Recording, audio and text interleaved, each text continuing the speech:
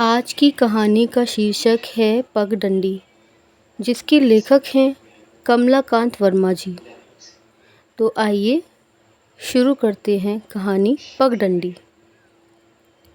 अगर आपको कहानी पसंद आए तो कृपया वीडियो को लाइक कीजिएगा और अपने किसी कहानी सुनने वाले जो कहानी सुनना पसंद करते हैं उसके साथ ये वीडियो ज़रूर शेयर कीजिएगा और मेरे चैनल को सब्सक्राइब कीजिएगा। धन्यवाद।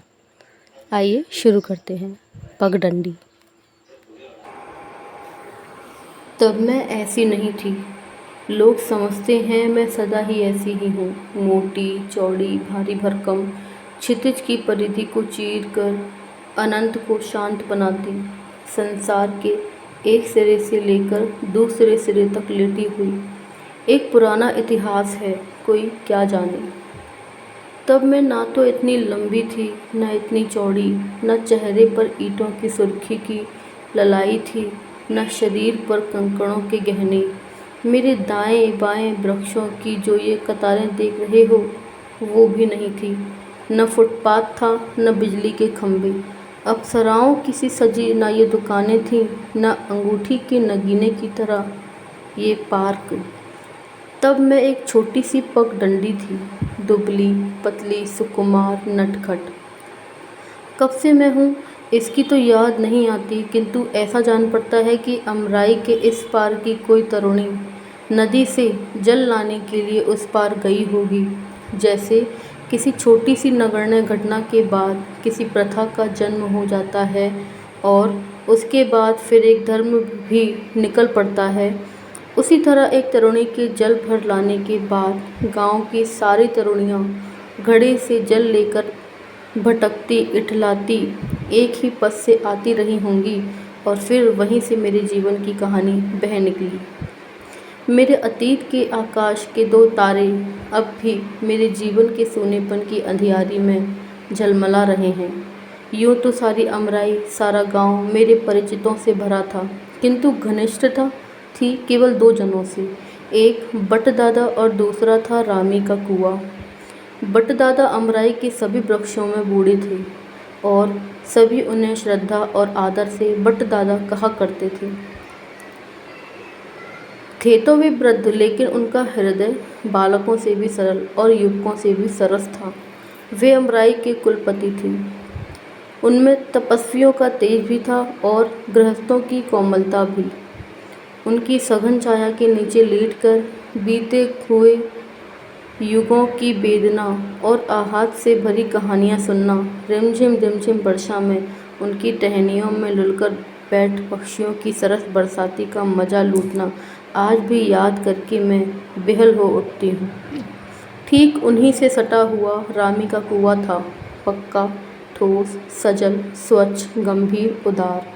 सांझ सवेरे गांव की स्त्रियां झनझन करती आती और अमराई को अपने कलकंठ से मुखरित करके कुएं से पानी भरकर मुझे भिगोती हुई रौंदती हुई चली जाती।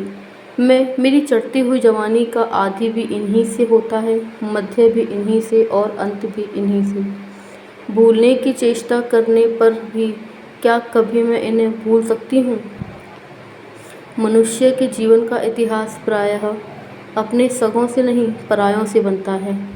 ऐसा क्यों होता है समझ में नहीं आता, किंतु देखा जाता है कि अकस्मात कभी की सुनी हुई बोली, किंचित मात्र देखा हुआ स्वरूप, घड़ी दो घड़ी का परिचय, जीवन के इतिहास की अमर घटना, स्मृति के अमूल्य निधि बनकर रह जाते हैं और अपने सगों का समस्त समाज, अपने जीवन का सारा वातावरण कमल के पत्ते के चारों ओर के पानी की तरह छल छल करते रह जाते हैं। उछल उछल कर आते हैं, बह जाते हैं, टिक नहीं पाते। मैं सोचती हूँ ऐसा क्यों होता है, पर समझ नहीं पाती। जेठ के दिन थे, अलस दोपहरी, गर्म हवा अमराई के वृक्षों में लुढ़कती फिरती थी। बटदादा ऊँघ रहे थे। एक वृक्ष में लिपटी दो लताओं में झगड़ा हो रहा था। मैं तन्मय होकर उनका झगड़ा सुन रही थी। इतने में ही कुएं ने पूछा, पगडंडी सो गई क्या? नहीं तो, मैंने कहा, इन लताओं का झगड़ा करना सुन रही हूँ। कुएं ने हंसकर पूछा, बात क्या है? मैंने कहा, कुछ नहीं, नाहक का झगड़ा है, दोनों मूर्ख हैं। कुएं ने हंसकर कहा, संसार संसार में मूर्ख कोई नहीं होता, परिस्थिति सबको मूर्ख बनाती है। इस अमराई में तुम अकेली हो, कल एक और पगडंडी बन जाए तो क्या यह संभव नहीं कि फिर तुम दोनों झगड़ने लग जाओ? मैं तिनक गई, बोली, साधारण बात में भी मेरा जिक्र खींच लाने का तुम्हें क्या अधिकार है? कुएं ने पूछा, उन्हें मूर्ख कहने का तुम्हें क्या अधिकार है? मैंने कहा, मैं 100 बार कहूँगी, 1000 बार कहूँगी, वे दोनों मूर्ख हैं, तुम भी मूर्ख हो, सब मूर्ख हैं। इतने में ही बट दादा भी जग गए। बोले, किसको मूर्ख बना रही हो? बात रुक गई। कुआं चुप हो गया। 2 दिन तक बोलचाल बंद रही। मैंने जानबूझकर उससे झगड़ा क्यों किया, इसे वह समझ नहीं पाया। इसलिए मुझे संताप भी हुआ और ग्लानि भी। स्त्री प्रेम में विह्वल हो जाती है और अपने उच्छ्वासित हृदय के उद्गारों को जब निरुद्ध नहीं कर पाती, तब वह झगड़ा करती है। स्त्री का सबसे बड़ा बल है रोना, उसकी सबसे बड़ी कला है झगड़ा करना। झगड़ा करके तिनकना, रूठ कर रोना, फिर दूसरों को रुलाकर मान जाना नारी हृदय का प्रियतम विषय है। पुरुष चाहे कितना भी पढ़ा लिखा हो, साहित्य हो, दार्शनिक हो, तत्वज्ञानी हो आदि, यदि वह इतनी सीधी सीधी बात नहीं समझ पाता तो सचमुच मूर्ख है। यह घटना कुछ नई नहीं थी, नित्य की थी। कोई छोटी सी बात लेकर हम दोनों झगड़ पड़ते, आपस में कुछ कह सुन देते, फिर हफ्तों तक एक दूसरे से नहीं बोलते। किंतु यह वह बात जिसके लिए मैं सब कुछ करती, सारा झगड़ा खड़ा करती, कभी नहीं होती। कुआं मुझे कभी नहीं मनाने आता। अंत में हार कर मुझे ही बोलना पड़ता। तब वह बोलने लगता, मानो कुछ हुआ ही नहीं। मैं मन ही मन सोचती यह कैसा विचित्र जीव है कि ना तो इसे रूठने से कोई वेदना होती है और ना मनाने से कोई आहार। स्वयं भी नहीं रूठता, केवल चुप हो जाता है। बोलती हूँ तो फिर बोलने लगता है, जैसे कुछ हुआ ही नहीं। हे ईश्वर, अपनी रचना की हृदयहीनता की सारी थैली क्या मेरे ही लिए खोल रखी है? इस घटना पर मैंने विशेष ध्यान नहीं दिया, किंतु वह बात रह रहकर मेरे कानों में गूंज रही थी। इस अमराई में तुम अकेली हो, कल एक पगडंडी और बन जाए तो क्या यह संभव नहीं कि फिर तुम दोनों भी झगड़ने लग जाओ? इसका प्रतिवाद मैंने कैसे किया? उससे झगड़ा किया, उसे मूर्ख बनाया। कुआं समझता है कि मैं स्त्री हूँ और स्त्री जाति की कमजोरी मेरी भी कमजोरी है, और इसका प्रतिवाद करने के बदले मैं स्वयं उसके तर्क का प्रतिपादन कर देती हूँ। फिर मूर्ख मैं हुई या वह? मुझे रह रहकर अपनी निर्बलता पर क्रोध आ जाता। यदि उसे मेरे लिए कोई सहानुभूति नहीं, मेरे रूठने की कोई चिंता नहीं, मुझे मनाने का आग्रह नहीं, तो फिर मैं क्यों उसके लिए मरने लगी? यदि वह हृदयहीन है तो मैं भी हृदयहीन बन सकती हूँ। यदि वह आत्मनिग्रह कर सकता है तो मैं भी अपने आप पर संयम रखना सीख सकती हूँ। मैंने कसम खाई कि फिर उससे रूठूंगी ही नहीं, और यदि रूठूंगी तो फिर बोलूँगी नहीं, चाहे जो भी हो। प्रेम के लिए स्त्रीत्व को कलंकित नहीं करूँगी। एक दिन की बात है, आश्विन का महीना था। बरसात अभी अभी बीती थी। न कीचड़ था न धूल। छोटी हरी घासों और जंगली फूलों के बीच में होकर मैं अमराई के इस पार से उस पार तक लेटी थी। इस सघन हरियाली के बीच में मुझे देखकर जान पड़ता मानो किसी कुमारी कन्या का सीमंत हो। शरद मेरे अंग अंग में प्रतिबिंबित हो रहा था। मैं कुछ सोच रही थी। सहसा कुएं ने कहा, पगडंडी सुनती हो? मैंने अन्यमनस्क सी होकर कहा, कहो। उसने कहा, तुम दिनों दिन मोटी होती जा रही हो। मैं कुछ भी नहीं बोली। कुछ ठहर कर वह फिर बोला, तुम पहले जब दुबली थी अच्छी लगती थी। मैंने कहा, अगर मैं मोटी हो गई हूँ तो केवल तुम्हें अच्छी लगने के लिए मैं दुबली होने की रही। कुएं ने कहा, यह तो मैंने कहा नहीं कि दुबली होकर तुम मुझे अच्छी लगोगी। मैंने पूछा, तब तुमने क्या कहा? उसने कहा, कवियों का कहना है कि दुबलापन स्त्रियों की सौंदर्य को बढ़ा देता है। मोटी होने से तुम कवियों की सौंदर्य की परिभाषा से दूर हट जाओगी। मैं खींच कर पूछा, तुम तो अपने को कवि नहीं समझती ना? उसने कहा, बिल्कुल नहीं। मैंने पूछा, फिर मोटी हो जाने पर मैं कवियों को अच्छी लगूंगी या बुरी, उससे तुम्हें मतलब? उसने शांत भाव से कहा, कुछ भी नहीं, केवल यही कि मैं उस परिभाषा को जानता हूँ और उसे तुम्हें भी बतला देना अपना कर्तव्य समझता हूँ। मैंने गंभीर होकर कहा, धन्यवाद। स्त्री यदि वह सचमुच स्त्री है तो सब कुछ सह सकती है, पर अपने अपने रूप का तिरस्कार नहीं सह सकती। स्त्री चाहे घोर कुरूपा हो, फिर भी पुरुष को उसे कुरूपा कहने का कोई नैतिक अधिकार नहीं। स्त्री का अस्तित्व ही संसार का सबसे महान सौंदर्य है। उसके प्रति असुंदरता का संकेत करना भी उसके अस्तित्व को अपमानित करना है। स्त्री के स्वरूप का उपहास करना वैसा ही है जैसे पुरुष को कायर कहना। मैं समझ गई कि कुआ मुझ पर मार्मिक आघात कर रहा है, नहीं उपहास करना चाहता है। मैंने मन ही मन प्रतिज्ञा लिखी कि चाहे अंत जो भी हो, मैं भी नाच से युद्ध प्रारंभ करूंगी। उसी दिन रात को चांदनी खिली थी। रजनीगंधा के सौरभ से अमराई मस्त होकर झूम रही थी। बट दादा पक्षियों को सुलाकर अपने भी सोने का उपक्रम कर रहे थे। बोले, सो गई बेटी? मैंने कहा, नहीं दादा, ऐसी चांदनी क्या सदा रहती है? मेरे तो जी में आता है कि जीवन भर ऐसे ही लेटे लेटे चांद को देखती रहूं। इतने ही में कुआ बोला, दादा, अमराई में ब्याह के गीत अभी से गाने शुरू करवा दूं? दादा ने पूछा, कैसा ब्याह? उसने कहा, देखती नहीं, प्रेम का पहला चरण प्रारंभ हो गया। दूसरे चरण में कविताएं बनेंगी, तीसरे चरण में पागलपन का अभिनय होगा, चौथे चरण में सगाई हो जाएगी। मुझे मन ही मन गुदगुदी सी जान पड़ने लगी। सोचा, आज इसे खिजाऊंगी। मैंने हंसकर कहा, दादा देखो, अपने अपने भाग्य की बात है। ईश्वर ने तुम्हें इतना ऊंचा बनाया है, तुम अपनी असंख्य अंजलियों से सूर्य और चंद्रमा की किरणों का अजस्त्र पान करते हो और किसी एकांत से आती हुई वायु के अनंत स्नान करके विस्तृत आकाश में सिर उठाकर प्रकृति की अनंत विभूतियों का अनुशीलन करते हो। नक्षत्रों से भरी हुई रात में शत शत पक्षियों को गोद में लिए तुम चंद्रलोक की कहानी सुना करते हो। उषा और गौधुली नित्य तुम्हें स्नेह से चूम लिया करते हैं। प्रकृति का अनंत भंडार तुम्हारे लिए उन्मुक्त है। मैं तुम्हारे जैसी ऊंची तो नहीं हूँ, फिर भी दूर तक फैली हूँ। वसुंधरा अपनी सुषमा मेरे सामने बिखेर देती है। आकाश, सूर्य और चंद्रमा की किरणों का जाल मेरे ऊपर फैला देता है। बसंत की मादकता, सावन की सजल हरियाली और शरद की स्वच्छ सुषमा मेरे जीवन में स्फूर्ति प्रदान करती है। मैं केवल जीती ही नहीं, जीवन का उपभोग भी करती हूँ। किंतु मुझे दुख उन लोगों को देखकर होता है जिन्हें ना तो सूर्य का प्रकाश मिलता है, न चंद्रमा की किरणें। अंधकार ही जिसके जीवन की भित्ति है और सूनापन ही जिनकी एक कहानी है। वे आकाश को उतना ही समझते हैं जितना उनके भीतर समाता है। वसुंधरा को उतनी ही दूर तक समझते हैं जितना वे देख सकते हैं।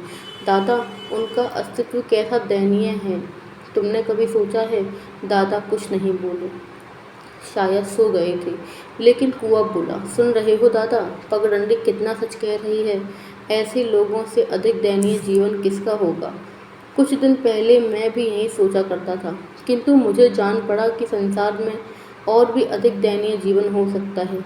ईश्वर ने जिसे सूर्य और चंद्रमा के आलोक से वंचित रखा, आकाश का विस्तार और वसुंधरा का वैभव जिसे देखने नहीं दिया, उस पर दया करके कम से कम उसे एक ऐसी चीज़ दे दी जिससे यह संसार का उपकार कर सकता है, जिसे वह अपना कह सकता है, जिसके द्वारा वह संसार का किसी न किसी रूप में लक्ष्य बन सकता है। किंतु उससे अधिक दयनीय तो वे हैं जिनके सामने सृष्टि का सारा वैभव बिखरा पड़ा है, किंतु जिनके पास अपना कहने को कुछ भी नहीं। रेखा गणित की रेखा की तरह उनका अस्तित्व तो है, किंतु मोटाई, लंबाई, चौड़ाई सब कुछ काल्पनिक है। उनका अस्तित्व किसी दूसरे के अस्तित्व पर अंतर्निहित है। वे सभी के साधन हैं, किंतु लक्ष्य किसी के भी नहीं। ऐसे लोग भी दुनिया में हैं। दादा, क्या उन पर तुम्हें दया नहीं आती? दादा बिल्कुल सो गई थी। मैंने तैश में आकर कहा, रामी के कुआं, यदि तुम समझते हो कि तुम संसार के लक्ष्य हो और मैं केवल साधन मात्र, तो यह तुम्हारी भूल है। संसार में जो कुछ है साधन ही है, लक्ष्य कुछ भी नहीं। लक्ष्य शब्द मनुष्य की उलझी हुई कल्पना का फल है। लक्ष्य एक भावना मात्र है। स्थूल और प्रत्यक्ष रूप में जिस कहानी का अस्तित्व है वह साधन ही है, चाहे जिस रूप में हो। कुएं ने गंभीर स्वर में कहा, तुमने मेरा पूरा नाम लेकर पुकारा, उसके लिए धन्यवाद। मैं उत्तर में केवल दो बातें कहूँगा। पहली तो यह कि हमारा और तुम्हारा कोई अपना झगड़ा नहीं है। मैं समझता हूँ व्यक्तिगत रूप से न तुमने मुझे कुछ कहा है, न मैं तुमसे कुछ कह रहा हूँ। दूसरी बात यह है कि जैसा तुम कह रही हो, लक्ष्य और साधन में प्राकारिक अंतर न होते हुए भी परिमाणिक अंतर है। संसार में लक्ष्य नाम की कोई चीज़ नहीं। यहाँ ठीक है, यहाँ जो कुछ है किसी न किसी रूप में साधन ही है। यह भी ठीक है। फिर भी मानना पड़ेगा कि साधनों में कुछ साधन ऐसी अवस्था में हैं जिन्हें साधन के अतिरिक्त दूसरा कुछ कहा नहीं जा सकता, और कुछ साधन ऐसी अवस्था में पहुंच गए हैं जिन्हें संसार अपनी सुविधा के लिए लक्ष्य ही कहना अधिक उपयुक्त समझता है। इसका प्रत्यक्ष स्थूल प्रमाण यह है कि कुछ लोगों के यहाँ संसार आता है, हाथ फैलाकर कुछ मांगता है और फिर चला जाता है। संसार की स्थूल व्यावहारिक भाषा में वे तो कुछ लक्ष्य और कुछ लोग ऐसे हैं जिनके यहाँ संसार आता है, किंतु इसलिए नहीं कि वह उससे कुछ लेना चाहता है, बल्कि इसलिए कि उसके द्वारा वह अपने लक्ष्य के पास पहुँच सकता है।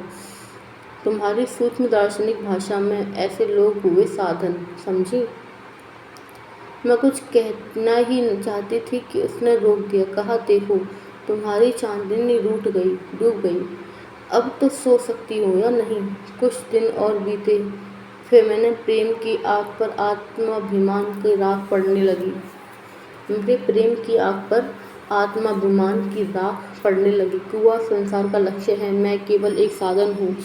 फिर मेरा उसका प्रेम कैसे हो सकता है? मैं कभी कभी सोचती, प्रेम में प्रतियोगिता कैसी? मान लो वह संसार के सब कुछ है और मैं कुछ भी नहीं, फिर भी क्या यह यथेष्ट कारण है कि यदि मैं उससे प्रेम करूं तो वह उसका प्रतिदान न दे?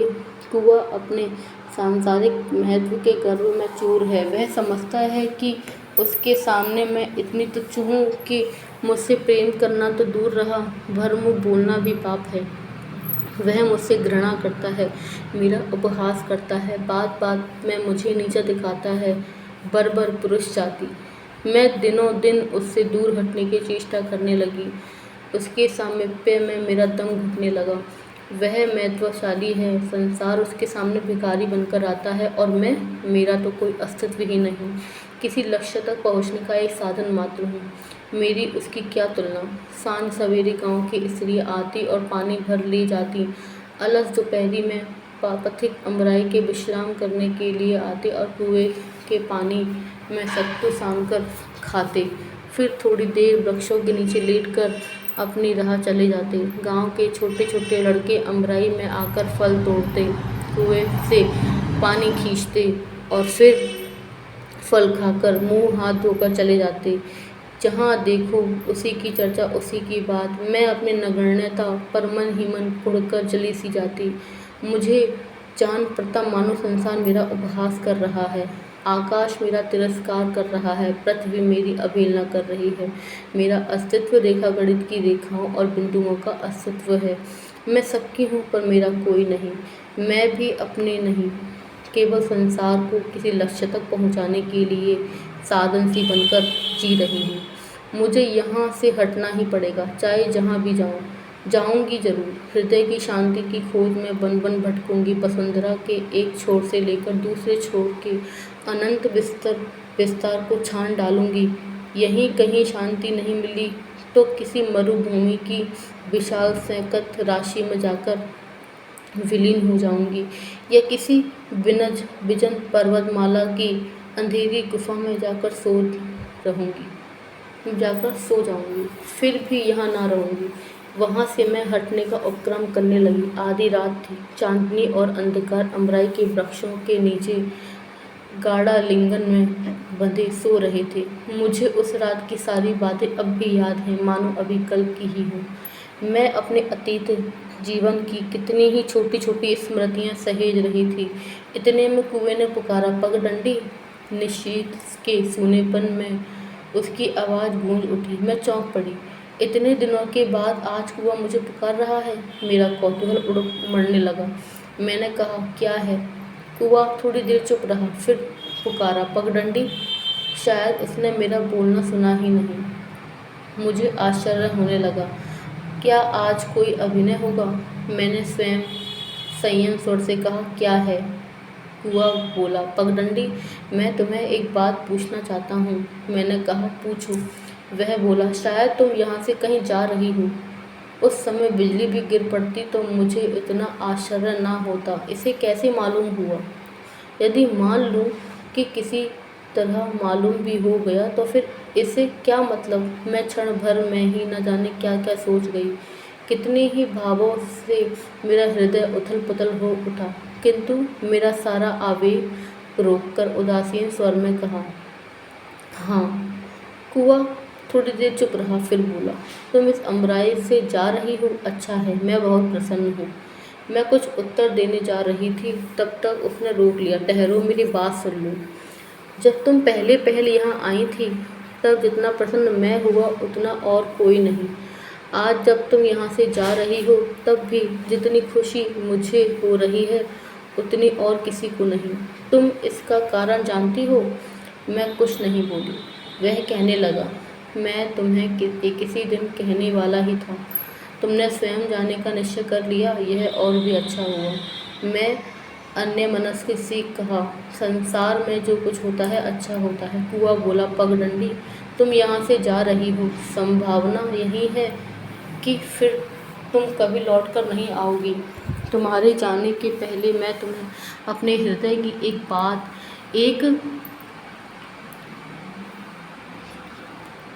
चिरस्थित बात कहूँगा, सुनोगी तो?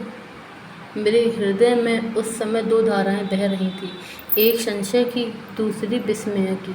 फिर भी इतना है कि संशय से अधिक मुझे विस्मय ही हुआ। मैंने सारा कौतूहल दबाकर कहा, कहते जाओ। कुआं कहने लगा, मुझे अधिक कुछ नहीं कहना है, केवल दो बातें हैं। मैंने तुमसे कभी नहीं कहा था। इसका कारण यह है कि अब तक कहने का समय नहीं आया था। तुम अब जा रही हो, जान पड़ता है वह समय आ गया है, इसलिए कह रहा हूँ। थोड़ा रुककर फिर अपने स्वाभिमान दार्शनिक ढंग से उसने कहना शुरू किया। पहली बात यह है कि तुम्हारे प्रति अगाध प्रेम होते हुए भी आज तक मैंने जाहिर क्यों नहीं होने दिया। मुझे याद है जिस दिन आकाश के ज्योतिषपथ की तरह तुम पहले पहल इस अमराई में आकर बिछ गई, उस दिन मैंने दादा से पूछा, दादा यह कौन है? दादा ने विनोद से कहा, तुम्हारी बहू। मैं झेंप गया। तब से लेकर आज तक एक युग बीत गया। कितने बसंत आए, कितनी बरसातें आई। इस अमराई की सघन छाया में हम दोनों ने कितनी कहानियाँ सुनी, कितने गीत सुनकर फिर भूल गए और कितनी बार हम आपस में झगड़े हैं।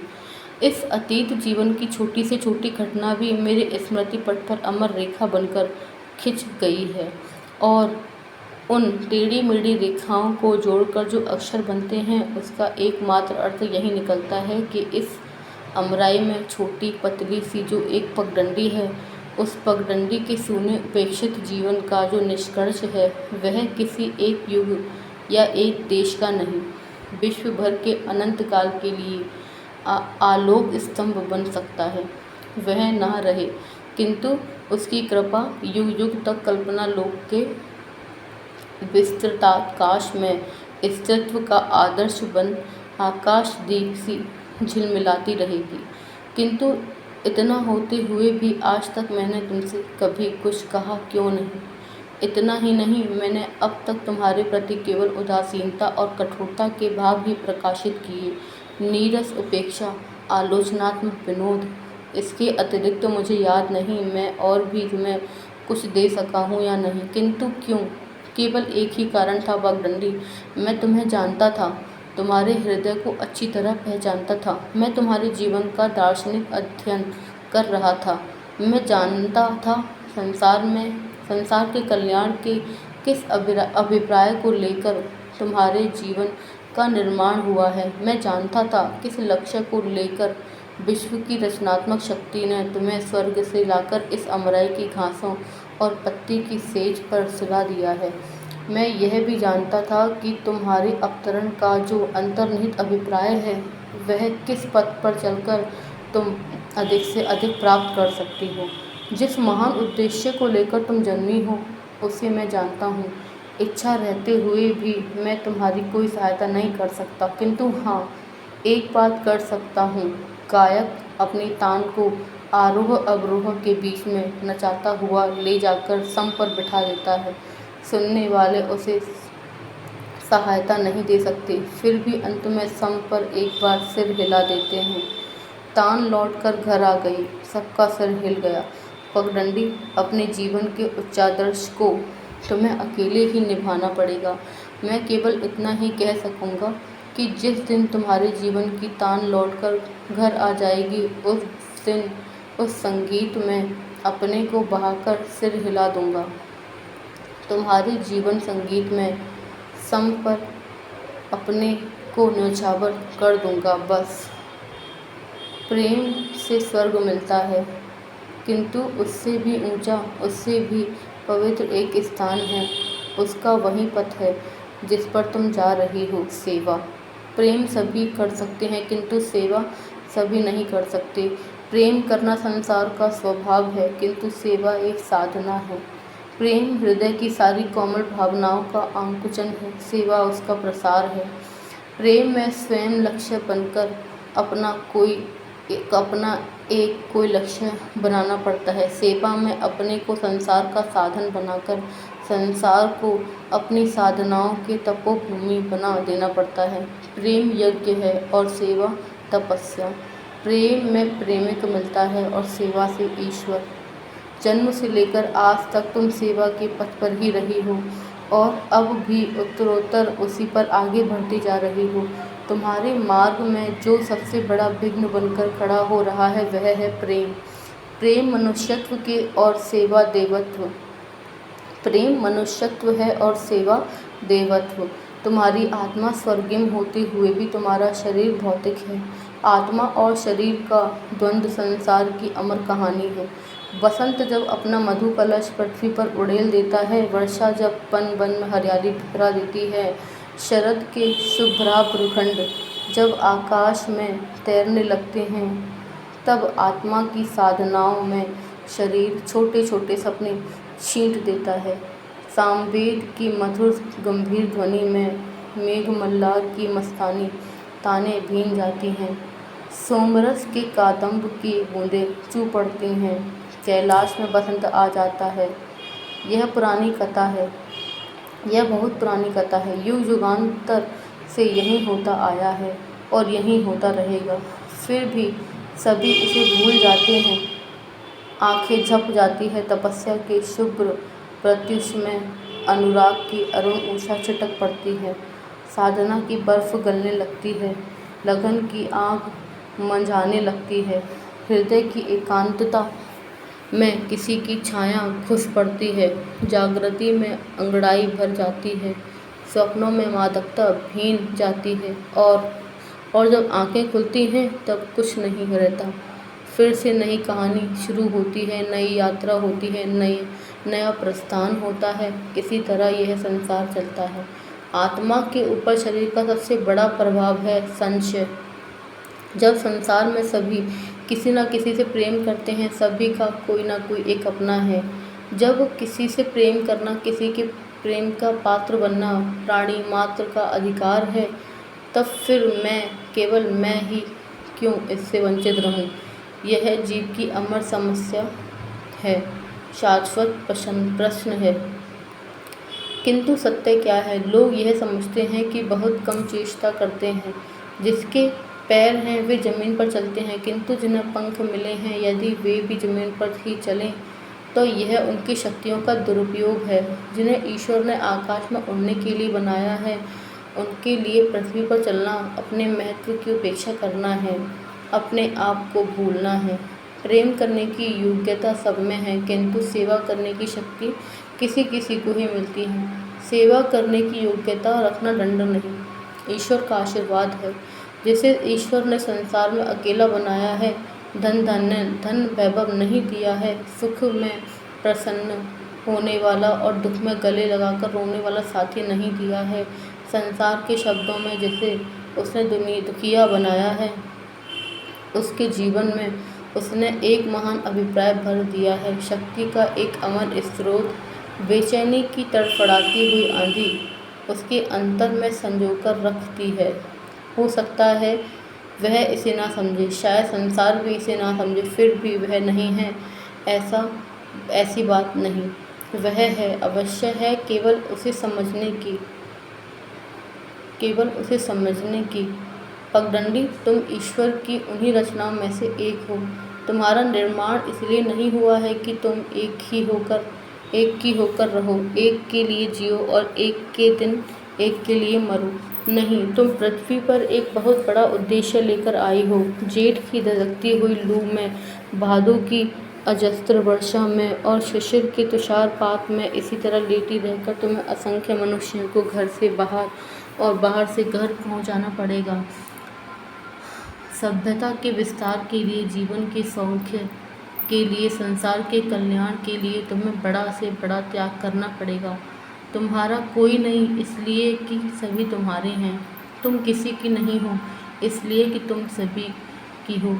तुम अपने जीवन का उपभोग नहीं करती हो, तुम विश्व की अच्छे विभूति हो। आज के पहले मैंने तुमसे कभी कुछ नहीं कहा था। कारण यह था, पगडंडी, मेरी स्पष्टवादिता को क्षमा करना, कि तुम्हारी आत्मा सोई हुई थी, केवल शरीर जगा हुआ था। तुम नहीं समझती थी कि तुम कौन हो, किस लिए यहाँ आई हो। तुम संसार के पुराने पथ पर चलना चाहती थी। आज चाहे जिस कारण से हो, तुम्हारे अपने वर्तमान जीवन से असंतोष हो गया है, तुम्हें अपने से घृणा हो आई है। आज तुम अनंत में कूदने जा रही हो, संसार में कुछ करने जा रही हो, तुम्हारी आत्मा जग उठी है। इन बातों को कहने का मुझे आज ही अवसर मिला है। पगडंडी, तुम ऐसा ना समझना कि मैं तुम्हें स्नेह नहीं करता, उससे भी अधिक मैं तुम्हारी पूजा करता हूँ। फिर भी अपने व्यक्तित्व को तुम्हारे पथ में खड़ा करके मैं तुम्हारी आत्मा की प्रगति को रोकना नहीं चाहता। मैं तुम्हारी चेतना में अपनी छाया डालकर उसे मलिन नहीं करना चाहता। तुम्हारी संगीत लहरी में अपवादी स्वर बनकर उसे बेसुरा बनाना नहीं चाहता। मैं बड़े उल्लास से तुम्हें यहाँ से विदा करता हूँ। जाओ, संसार में जहाँ तुम्हारा अधिक उपयोग हो सके वहाँ जाओ और अपने जीवन को सार्थक बनाओ। यही मेरी कामना है, यही मेरा संदेश है, यही मेरा क्षमा करना आशीर्वाद है। केवल एक बात और कहनी है, मेरी हृदयहीनता को भूल जाना, हो सके तो क्षमा कर देना। मेरे भी हृदय है, उसमें भी थोड़ा रस है, पर मैंने जानबूझकर उसे सुखा दिया, उसे आँखों में नहीं आने दिया, होठों पर से पोंछ डाला। तुम्हारे कर्तव्य पथ को मैं अपने आंसुओं से गीला नहीं बनाना चाहता। पगडंडी, मेरी कथा समझने की कोशिश करना, यदि ना समझ पाओ तो फिर सब कुछ भूल जाना। संसार तुम्हारी राह देख रहा है, अनंत तुम्हारी प्रतीक्षा कर रहा है। जाओ, अपना कर्तव्य पालन करो। संसार तुम्हें कुचले तो तड़पना नहीं, भूल जाए तो सिसकना नहीं। भूले हुए पथिकों को घर पहुंचा देना, जो घर छोड़कर विदेश जाना चाहते हों उनकी सहायता करना। जब तक जीना खुश रहना, कभी किसी के लिए रोना नहीं। और यदि तुम्हारे हृदय में कभी प्रेम की भावना आ जाए तो कोशिश करके अपने अस्तित्व का सारा बल लगा के उसे निकाल डालना। यदि ना निकाल सको तो फिर वहाँ से कहीं दूर, बहुत दूर चली जाना। पगडंडी, विदा। तुम अपने ज्योतिर्मय भविष्य में अपने धुंधले अतीत को डुबो देना, सब कुछ भूल जाना। बट दादा और रामी का कुआं को भी भूल जाना। केवल यही याद रखना कि तुम कौन हो और तुम्हारा कर्तव्य क्या है। बस जाओ बेदा, ईश्वर तुम्हें बल दे। कुआं चुप हो गया। आधी रात की स्वप्निलता नीरवता में जान पड़ता था। उसका स्वर अब भी गूंज रहा था। शब्द अंतरिक्ष में अब भी घुमड़ने फिरते हों। मैं कुछ बोल नहीं सकी, सोच भी नहीं सकी। तंद्रा सी छा गई, कांट सा मार गया उसके अंतिम शब्द।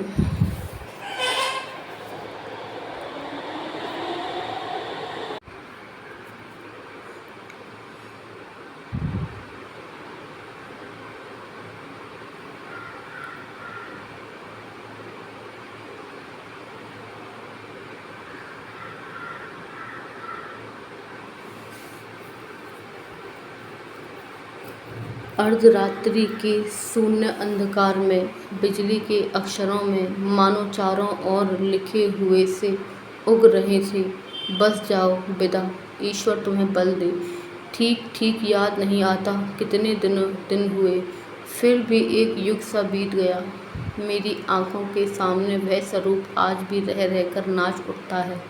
कानों में वे शब्द अब भी रह रहकर गूंज उठते हैं। अब मैं राजधानी का राजमार्ग हूँ। दोनों ओर सहेलियों की तरह दो फुटपाथ हैं। धूप और वर्षा से बचाने के लिए दोनों ओर वृक्षों की कतारें हैं। रोशनी के लिए बिजली के खंभे हैं और न जाने विभव विलाप की कितनी चीज़ें हैं। नित्य मेरा श्रृंगार होता है। मेरी देख रेख में हजारों रुपए खर्च किए जाते हैं। राजमहिषी की तरह मेरा सत्कार होता है। जहाँ तक दृष्टि जाती है बस मैं ही मैं हूँ। उत्तरदायित्व भी कम नहीं है। मैं शहर की धमनी हूँ। इसका रक्त प्रवाह मुझी से होकर चारों ओर दौड़ता है। मैं सभ्यता का स्तंभ हूँ, राजसत्ता का प्राण हूँ। इतनी भीड़ रहती है कि सोचने की फुर्सत भी नहीं मिलती। जन समुद्र की अनंत लहरें मुझे कुचलती हुई एक ओर से दूसरी ओर निकल जाती हैं। मैं उफ तक नहीं करती।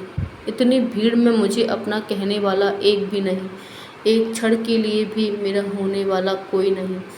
मेरे जलते हुए निर्विश्राम जीवन पर सहानुभूति की तो बूंद छिड़क दे, ऐसा कोई नहीं। फिर भी मैं व्यथित नहीं होती। खुश रहने की कोशिश करती हूँ। वेदना के शोलों पर मुस्कुराहट की राख बिखेरती रहती हूँ। होठों में हृदय को छुपाए रखती हूँ। जहाँ तक होता है उसने जो कुछ कहा था सब करती हूँ। केवल एक ही बात नहीं होती, उसे भूल नहीं पाती।